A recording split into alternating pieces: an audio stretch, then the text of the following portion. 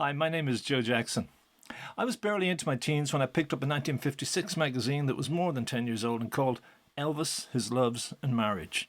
It had great pictures of the king, which is really all that mattered to me. However, I found fascinating the fact that on the cover was a picture of Elvis holding a woman and her face had been blanked out. But over her head it said, "Could this lucky girl be you?" I wondered even then who it was, and how she might have felt about having her face erased on the cover of a magazine. How was I to know that the woman in question was actually featured in the magazine, and someone whose picture I cut out to place in my Elvis scrapbook, June Juanico? More to the point of childhood dreams in the life of an Elvis fan, namely me coming through later in life, how could I have known that 30 years later I would get to meet and interview June Juanico? At the time, she'd released what I thought to be a wonderfully evocative book about her time of relative innocence with Elvis Presley in 1956. It was called Elvis in the Twilight of Memory. So I was more than happy to talk with the woman. However, here I should say, for those who haven't read the book and may find some of the references confusing, the magazine to which we refer at the start is, of course, Elvis, His Loves and Marriage. And when we joke about June being what she calls the one that got away, this is a reference to the fact that at one point she was in bed with Elvis and they were just about to consummate their lovemaking when Elvis's mother, Gladys, noticed they'd gotten very quiet and knocked on the bedroom door. And later, during the interview, June says that Gladys suggested that if Elvis and June were going to make love, perhaps she should get some pills. This is a wonderfully candid conversation with one of the first great loves of Elvis Presley's life. Well, Elvis did pop. Huh? Elvis did pop music. Elvis King of Pop. No, Michael Jackson, I think. No, I don't care what Michael Jackson says, and I don't care who his ex-wife is. In fact, Someone said to me the other day, just think if you'd have played your cards right, you could have been Michael Jackson's mother-in-law. Oh, wow. Does that keep you awake gee, at night? isn't that nice? Now, when Jackson came here last Saturday, 3 weeks ago, I reviewed Elvis's Platinum box. I worked for the Irish Times too, the day before, and I insisted on the headline being King of Pop. So it was like, and I had in brackets all of the contenders or pretenders, This is the man. Okay, now what I've done is, this is really strange because I've already written an article for Hot Press, and you gave me the idea for this. Idea? Oh, yeah. Honestly, you did. Honestly, I read your book like 4 weeks ago. Oh, well, I think doing an article for my book is the best article that you could possibly do. No, I can still do an interview with you, but I took it to kind of say that you're one of the first one of the first ex-girlfriends to really break the silence. And I mean, I saw your story, and I'm one of those people who actually got that magazine as a kid with your face cut out. Oh, really? You're that old? I had no not idea. that old. I got it in the 60s. I knew you were very sensitive. Yeah, I went that old. I bought it on the day it came out. I can give you a funnier story. About 10 years ago, we used to have this open-air market just down there, like a flea market. And I had gotten the magazine, like I'm Elvis fan since I was a child. And I had got that magazine from my cousin's girlfriend. And I thought it was fantastic when I got it in the 60s. In the 80s, I was walking in that flea market and I saw somebody walk by with 3 copies of it. I ran after the guy and I said, "Where did you get that?" And it was in mint condition. And he said, "Oh, there's a woman inside has hundreds of them." I went back in, and this is the irony of Ireland for you. This old woman who bought bits and pieces from all over the city. She'd gone to the customs house, and it was banned in Ireland in 1956, 57, whenever it was, because of a woman in a bikini. One of the drawings or something, Elvis's ideal woman, or it was just deemed to be. And that book was banned. Yeah. And somebody picked it up all those years later. So you are the mystery person on the front of, how did that feel as a woman or as a person who loved him, to have your face cut out? Did you understand because you'd been through all the politics? Well, I think I didn't take it personal. Did you not? I didn't take it personal. I just figured that I was thrilled that it was on there. All right. And even when I saw it, I said, "Oh, that's me." All right. But could this, who's the luckiest woman in the world? Yeah. Could this be you? Or something like that. So I guess they had a reason for doing it, but it didn't really, I did not take it personal as how dare them cut my face out. But your photographs and those wonderful photographs in the book, and I hear these are coming out in video. Well, I don't know if those particular ones are, but of Elvis with the little cat.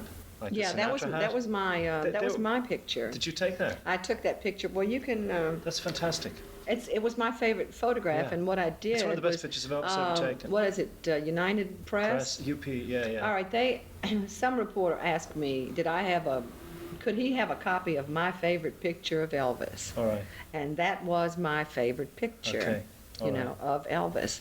And so he's standing there at a jukebox that my brother had built out, speakers and everything. It's a tall jukebox with old Okay. 45s. Yeah. But if you look at the pictures of me sitting on Elvis's lap, Yeah. you'll see the same wallpaper in the That's right. background as Yeah. in that. Yeah. 'Cause that's the room the record player was in. But that picture was much used. I mean, and not your face was cut out from the front of the magazine, but there were always pictures of you. I think I eternally remember seeing the one of you with your hand around his waist in the ranch. I mean, That was everywhere. wasn't that everywhere? Everywhere. You know, so you were central to Presley's life at that stage, and then I've seen since then you kind of told Gurnick the story. Well, for the book. he read the story from did he? a manuscript that I had already been Okay. working on. All right. Rather than me tell him over and over, I said, I've got a manuscript that I have just completed.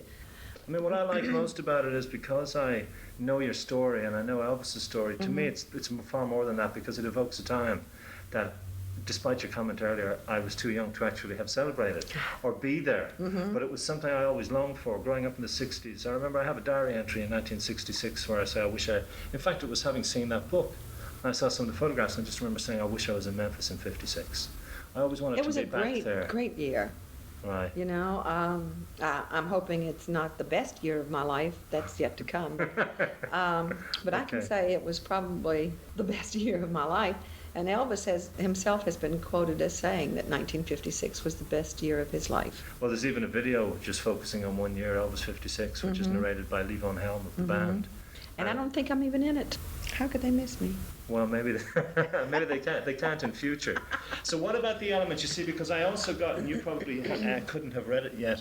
Maybe you did. Priscilla, the new book on Priscilla. No, I haven't. I got a copy of that because I'm doing a book with Nancy Griffith with Random House in New York, and they're publishing, Crown Publishing. I published the Priscilla book, and I got that. And that is, this woman obviously has set out to rewrite the Priscilla story that she didn't write and put in all the seedy stuff. Could that be done on you? No. No. But you. There was no seedy stuff. Well, the CD. This goes on, you know, everything is told in this. Right. CD. There's a particularly horrifying image of Red West. See, Red West was a decent guy in my Well, book. And I feel... Even at the end? Well, see, I wasn't there at the end. Okay. But this is the way I feel about Red West. I was there when Red West and Elvis were real close buddies.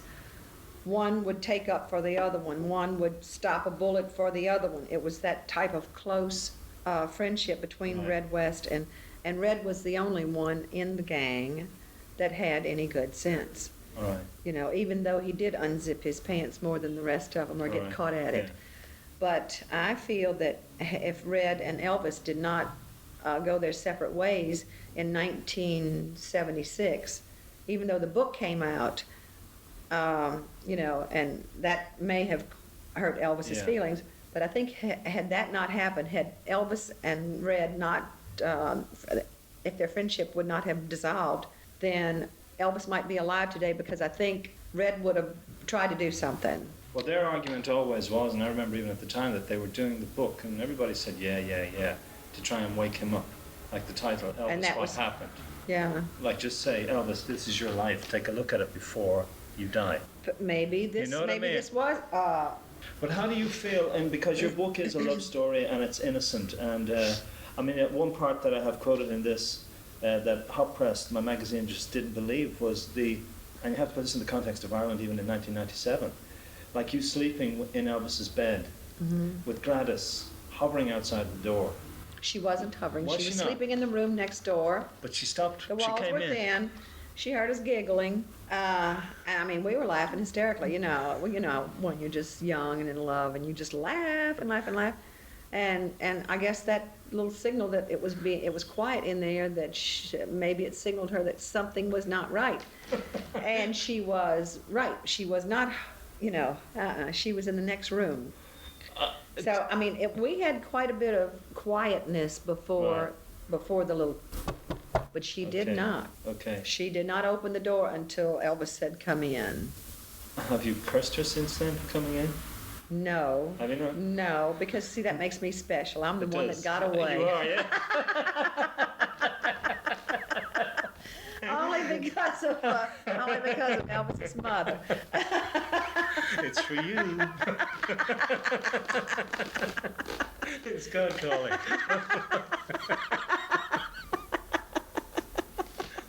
But did you not? I mean, when you were older and you looked at him, we'd say, and most women I know, and even I've talked to someone like Gordon Stoker, who said that like 68, 69 back in Vegas, he was, and Dory Previn, who's a friend of mine, said the man was so sexually attractive and dynamic at that particular stage too.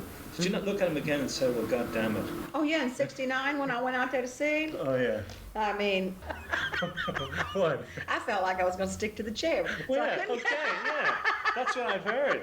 That's what I've heard about That was 69. in '69. Yeah. And I mean, he was the most gorgeous thing. He was, yeah. And I mean, his sideburns were a little too thick All and right. too long, and his Okay. hair was dyed jet black. Yeah. But that did not distract from this gorgeous, tall, thin creature up there. Right.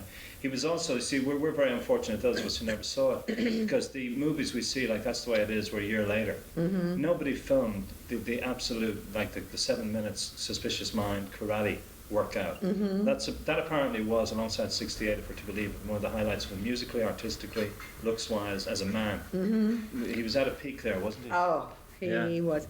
And You don't stick to the chair now. You just don't even think back then. No, but that's all right. That's a serious what you say there is, I'm the one who got away.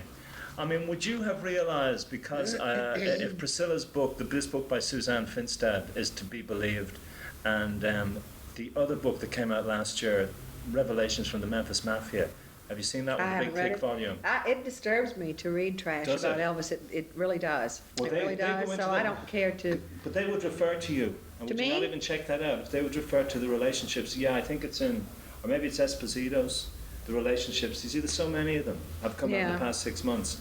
But you are the one who got away, and according to them, he was licentious and irresponsible. And there's another book I read called The Inner Elvis by a psychologist in America. It's actually not trash at all. Mm-hmm. But it goes into the whole thing of, now, sensationalism is the suggestion that he had a sexual affair with his mother, which you have read in America. Yes. Haven't you read that? Yes. I've heard it and read it and everything. It just. What's He your didn't reading? have any relationship. All right. He had a relationship with his mother, but it was one of a loving son, All right. devoted mother. It was a close-knit Southern family. I had a Okay. relationship with my mother. I slept in the bed with my mother because my brother and I shared a bedroom. And when my mother divorced, I slept in the bed with my mother. That does not make Okay. it an abnormal Okay. relationship. And I think that was made up. I don't think Elvis would have been in bed with his mother at age 15. Yeah, I don't believe it. Nor do I. But I don't apparently believe Dee Presley is supposed to have sold it to the Inquirer. This is where the whole thing started. Well, Dee Presley, take it for what it's worth. No, I know. But this has found its way, you see, but it's found its way into, and you as the lover who got away, like now you have the people saying, well, he couldn't sleep with mothers. What was his problem? Why would he not sleep with Priscilla after she became a mother?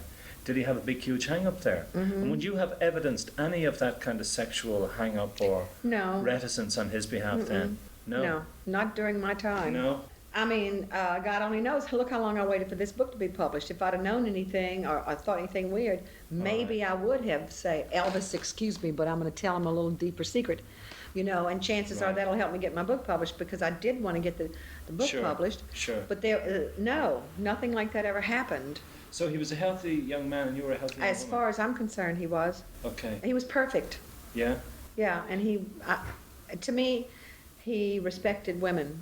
Well, I know he respected me. He respected you, though. You see, but these other claims of like 3 and 4 groupies, and even DJ Fontana describing the Cadillac in '56, and maybe before he went back to Memphis. And there seems to be this divide in him. And now I'm speaking to someone who loves Elvis, and he's been a huge factor in my life.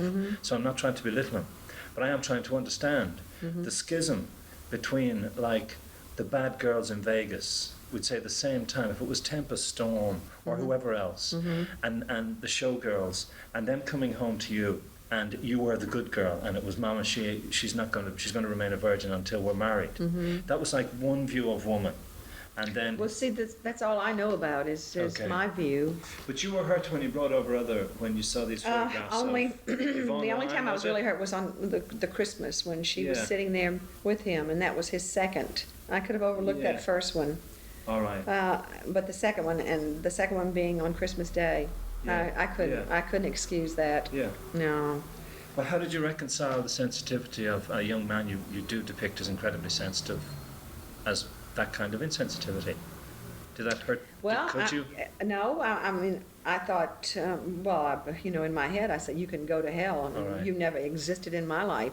All How right. could you do something like this? But then when I look back at the situation, Colonel Parker Oh, yeah. had it in for me.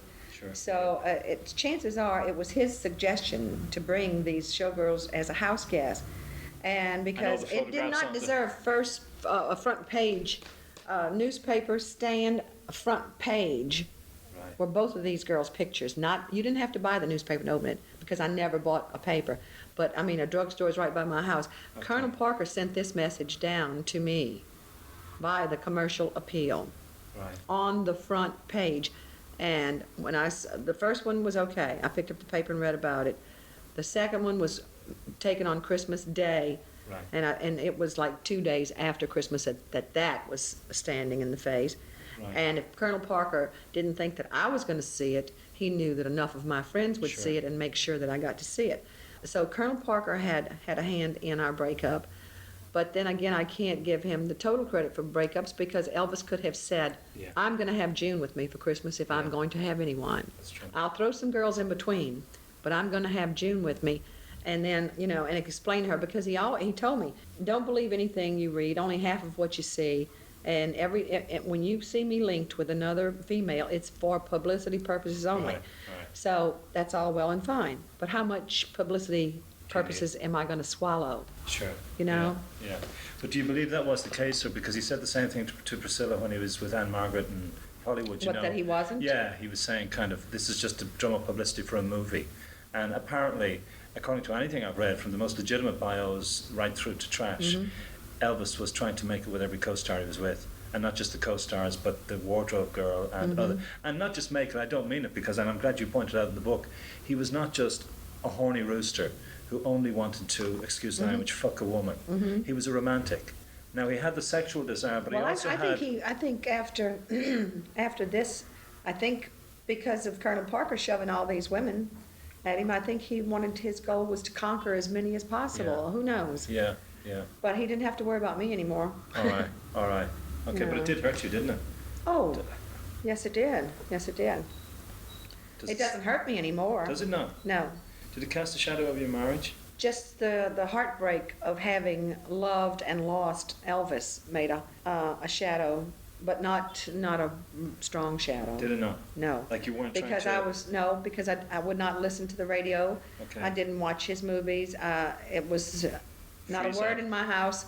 It was get on with my life and appreciate my husband for the good man that he was, All right. and to raise my children and be the perfect mother. And my children today will tell you that I was the perfect mother. So no, I just wondered if you tried to replace Elvis or shape somebody else in his No, image no, or any of that stuff. no. No? You couldn't replace Elvis. You were also, but you were With also anyone. Yeah, but you were also at that age where you were incredibly impressionable. Maybe there are women who met him later in life and said, "I can easily replace him." You know what I mean? The man who, especially the last couple of years I'll of his always life. remember him as my first true Your love, first love. and I'll always have a spot in my heart for the man, even today.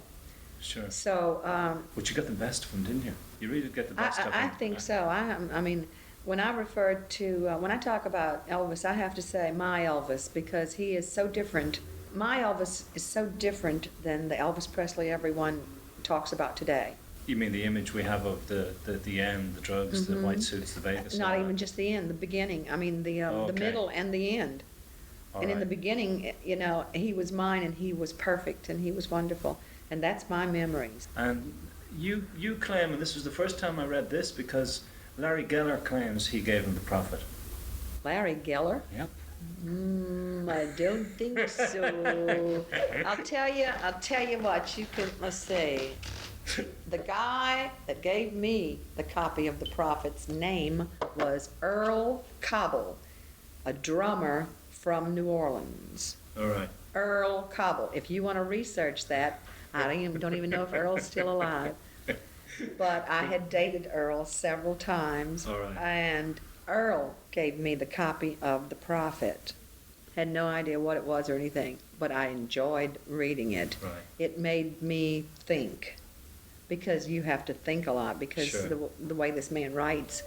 But no, I have to say Geller, whoever his name is, he's full of shit. Well, this is you're not alone in thinking that. No, the Geller He may have given him other books along the same line. He did, yeah. But honey, The Prophet belonged to me. That was a gift of mine. Why in the hell would I make up something like that and name my book after it. the way I did, you know? Yeah. No, I gave but it indicates to me, I don't doubt you, Yeah, June. okay. I'm only... Oh, Geller might have something to Yeah. say about it. No, Geller is Geller claims that he's the person, and this is why I think it's really interesting that you're rewriting the history of Elvis at that level. Geller claims that Elvis was like a spiritual being afloat in space when he met him in '64, and that he came into the room with all these new age neo-hippie kind of tracts, the impersonal life, the prophet, he claims. And Presley said to him in the bathroom after he'd done his hair, "Man, I've never seen anything like this. My life has started again." Mm-hmm. And there is the aspect then, and it is true that the more Elvis got involved in that, and it probably did start with you, the more Parker got angry, and the more Priscilla got angry, and at one point they had a fire in Graceland, and they burned his books. You know what I mean? Because Parker was terrified that he was losing control, and he had Geller banned from the house. So as much as it doesn't matter who the fact Geller was pushing him in other maybe directions. Colonel Parker saw his copy of The Prophet way back then? Could that be the reason he said, "Get rid of this girl from Biloxi"? You don't know. You know what I don't. mean? Because let me tell you something. Let me tell you something that I didn't know. I didn't know until doing research for this book, that Nick Adams was a hired, paid informant by Colonel Parker. Nick Adams didn't have a job. He was a halfway decent actor, you know, nothing to look at. All right. Charming personality, and I didn't realize Nick was spying on me to report back to the Colonel. All right. But Nick knew about The Prophet. All right. So there is a possibility there. But that element of Elvis, you see, and I've been to Memphis and I've been to Spain. I've been to Memphis and I know the gospel bass and the element of singing and singing out and all that. Mm-hmm. Do you think that was, even when Elvis sat down and sang piano when you were like away for a weekend or whatever, did you feel the music was coming from that kind of fundamentally, beyond the blues and the country, a gospel bass? Even Unchained Melody? I guess so. I guess you know I have to agree because it came from the soul. Even "Love Me Tender." You listen to the way he sings that. I mean, it so strange? That could be a hymn. A hymn the way he does it. Tender. Yeah. Yeah. What is it so strange? Is it so strange? You know that My song? tune? Yeah. Do I know it? Do you know it? Yeah, I know it. I remember. I didn't really like all of the lyrics, but the part that really caught me was, "Is it so strange that I love you more than all the world? Yeah. Is it so strange I have no eyes for any other girl? Yeah. You know, won't you take me back and say that you still love me? To waste," I don't like that "won't you take me back" part, but "to waste a love like ours would be a sin." And he even does, when he sang it before, he even does key change On Sin. in it. On Sin. Uh-huh. Mm-hmm. That's how much I know. That was mine. That was my idea for the key change. So well. Look, it's nice to meet you. When I was 14, I brought the record to my hippie friends who were playing Jimi Hendrix, and I said, "Do you want to hear a singer?" Mm-hmm. I remember sitting down with one of these record players you could play out in the grass, and saying, "Listen to the way he sings Sin." Mm-hmm. But so that was that where you got? But it's beautiful too. I mean, to me, and when I heard it, because see, he had done it without going up on the end, and I mean, I've always been probably a musician in my heart. I have never had any music lessons or anything, but my daughter has had music lessons and voice lessons. Right. Her voice teacher and her accompanist. Right. Okay. Spit that out. I think like, wait a minute. Let me give you a for instance on this. I'm thinking as time goes by. basically it's sung, you must remember Yeah. this, a kiss is still a kiss, Yeah. a smile is just a smile. Okay, she did this, and I said, you must remember this, a kiss is still a kiss, a sigh is just a sigh. And she just knocked their socks off All right. with that arrangement Okay. because it's not played, Yeah, and it's her It's not straight. right, her piano, the lady that used to accompany her, went crazy with it because it was hard for her to do because she was strictly a music yeah. reader, you Okay. know. Okay. And, but that's and also, so I have to put a beat with it so that she'd Yeah. know where to come back in. But that's the little things that, like that The one little same. song, but that, but that's the that gospel. change in that. But that's the gospel and blues base, isn't it? I guess I'm a gospel blues type what is person. it?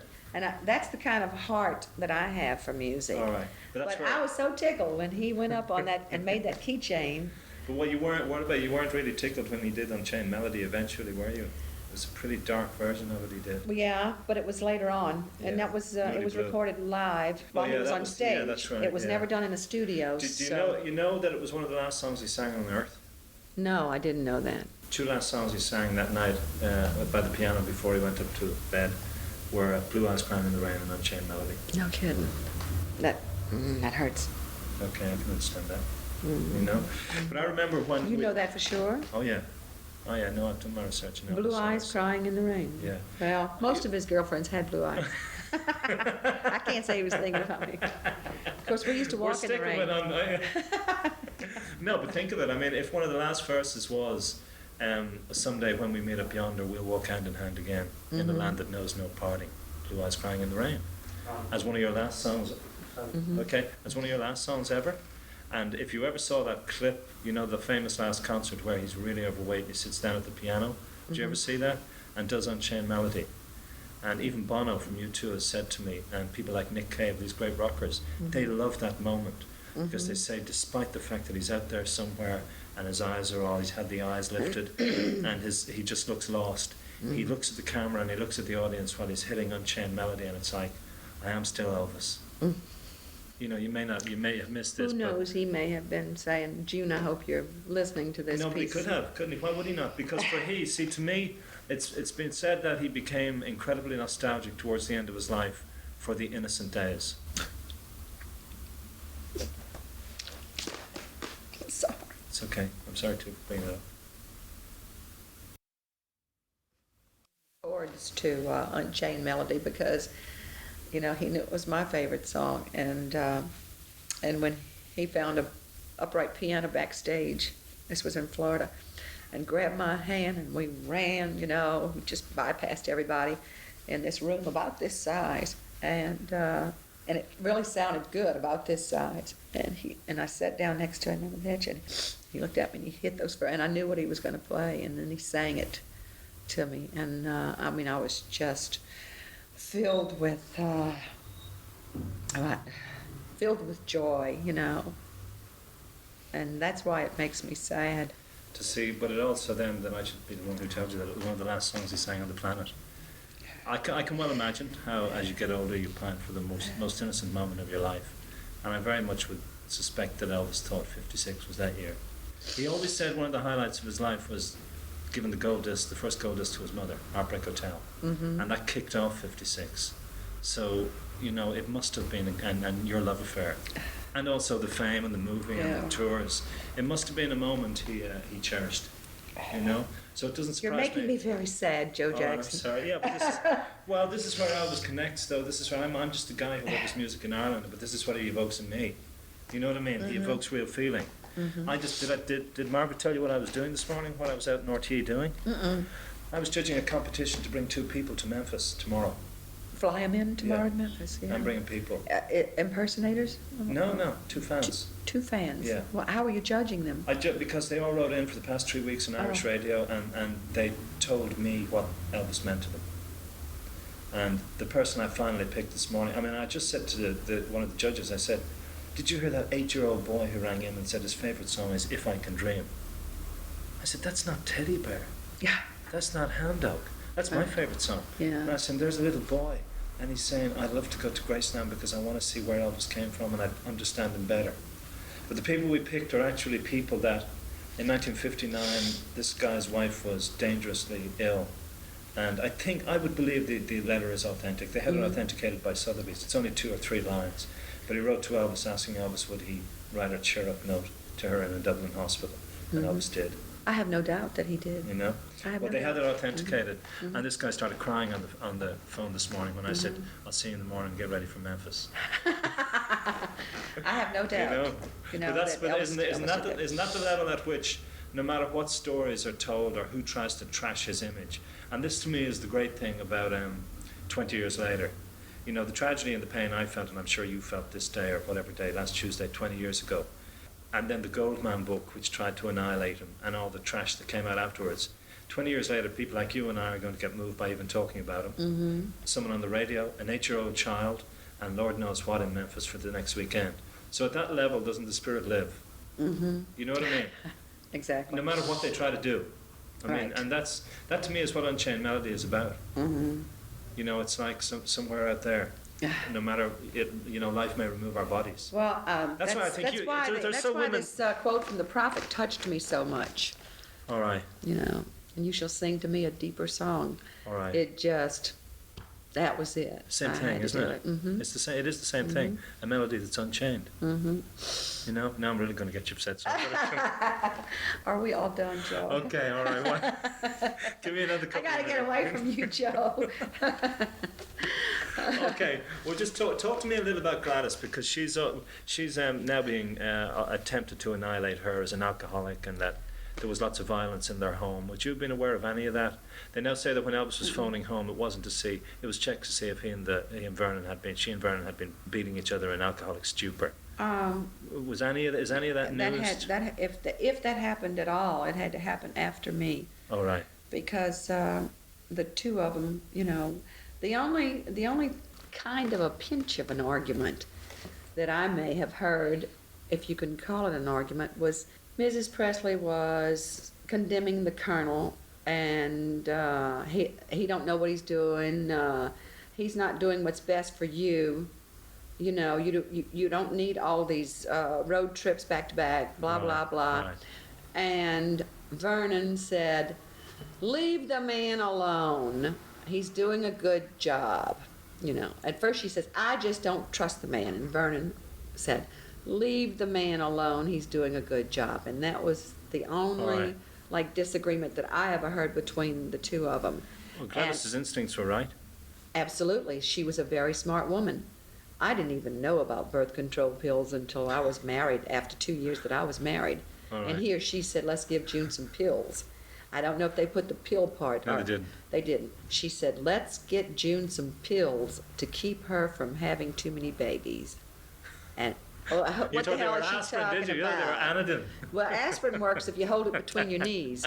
I bet it does. Not in Ireland. But they see, tried it. I mean, that to me that was amazing. Okay, And when I yeah. think about that, because I didn't know such a thing as a birth control existed until after All right, my son all right. was born and 6 months old, and I did not want to get pregnant again. Then I learned of birth control pills. But had she got that kind of, didn't the family have that spiritual or vocal base, you know, like sitting at a piano was second nature to them? Or is that not true? I never did hear Mrs. Oh, did you Presley not? sing, and I don't think Mr. Presley was much of a singer. All right. But chances are she may have. But we had the Jordanaires over one night right before they were rehearsing for the Sullivan Show, and then after they got the main tunes out of the way, you talk about goosebumps. We're in the living room. It's about like half this size, like big living room, and we're in a circle on the floor, and there's Elvis and me, and I can't remember the names of the Jordanaires. Right. And Elvis is always sitting next to the bass singer because he Yeah. wanted so badly To to be a have bass that singer. bass voice. Yeah, yeah. And that's the one that you feel, is the bass man. Mm. When you feel music, you know, you appreciate the tenor, but the bass you feel. Yeah. So, but they did, after they got their tunes for the show rehearsed, then they went into some old-fashioned gospel music, and they did In the Valley, which was a All right. song that I knew how to sing the tenor part to. All right. And so when I joined in this one area of this song that I knew how to sing, I mean, I'm surrounded by a million beautiful voices, you know, and so I join in on that particular part. So I'm jumping all over the tenor.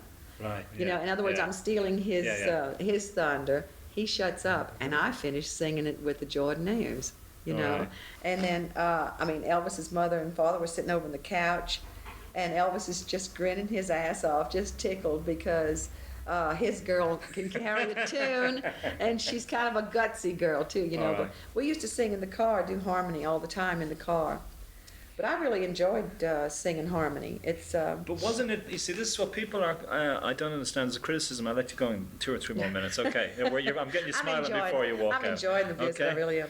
No, the new box set has these home recordings, which they say were discovered like very recently, and they have him singing "Blowing in the Wind," which is later. But he's singing a bass part. Oh, he is? He does it way down, not Dylan's version. Wonderful stuff. But some critics are saying, is it true that when Elvis was on his own like that, he didn't veer towards blues songs? He went to pop. He loved, like Mario Lanza, Dean Martin, the great songs that you sing out, apart from the gospel. And the Unchained Melody and stuff like that would suggest that that's what he liked to sing. Pop songs, the ink spots and all that stuff. Absolutely. Yeah? Yeah. He liked that a lot more than rock and roll. Did he? Sure. Well, he sang it more. There's a picture of here that you can look at his. I don't know if you read the captions under all the pictures. Oh, did you? But where Red West is in the background with his hand, and he was going, oh, oh, oh. All right. Oh, yeah, trying to get the... See, and Elvis is trying to do that. All right, okay. And Red's directing back there, but it was going from a note to a bass note. I'm not sure where it is. All right. But it's a color shot, isn't it, if I remember? Is it one of the color shots? I think so. Great photographs. Yeah, you can look at this. All right, okay, See, the hand up. you see the hand up, and the hand's starting to drop because he had started it real high, and I mean Elvis would just literally get off when just really get off when he would get a really low note. He loved it. All right. So. But he did love singing, didn't he? Whatever else. I mean, that was the central. He loved to sing. Yeah. All right. Okay. He loved it. And did he? But he apparently, I mean, I've heard he was to join the Songfellows, that he would have been a pop star, that really the Sam Phillips pushing him down the blues line had just happened, that he just wanted to sing. He would have sang anything. Anybody says, hey, I'm going to make a record of you, sing this A, B, C, D, F, G. All right, He would just have give it to done him. it. All right. You didn't make secret tapes, did you? No, That the world would want. I just wish I would have had an answer machine and recorded that. All right. Where he sang Love Me Tender. Love Me Tender. Right, okay. The original draft. Over the phone, Hi, Joe Jackson here again. That interview, which took place in Dublin's Shelburne Hotel, did end abruptly because we were running way over time. Either way, thank you for listening, and if you want to read some of the articles I wrote based on interviews with other people in Elvis's life, check out my website, joejacksoninterviewer.com.